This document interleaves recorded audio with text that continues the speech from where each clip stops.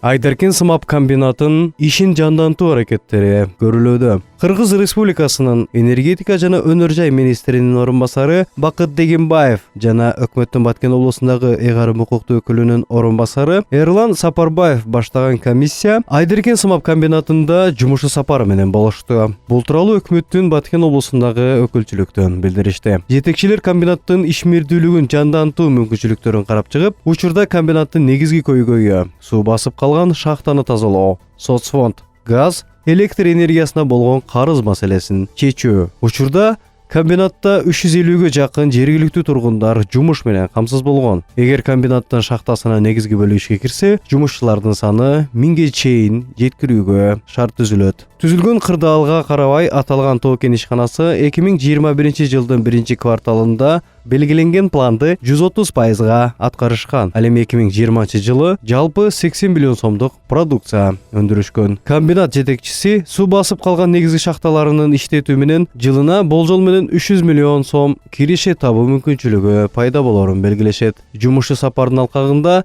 жетекчилер комбинатта буга чейин иштеген ата мекендик инвестор Северсталь компаниясы менен кызматташууну кайра кароо жана республикалык бюджеттен жеңилдетилген сууда берүү зарылдыгына токтолушту. Айдаркен сымап комбинаты сымап жана Сорима кендерин өндүрүп, Россия, Турция жана Араб өлкөлөрүнө экспорттоодо. Аталган аймакта кеминде 50 жылга жете турган сымаптын жана Сориманын изилденген запастары бар. Салам медиа, Баткен.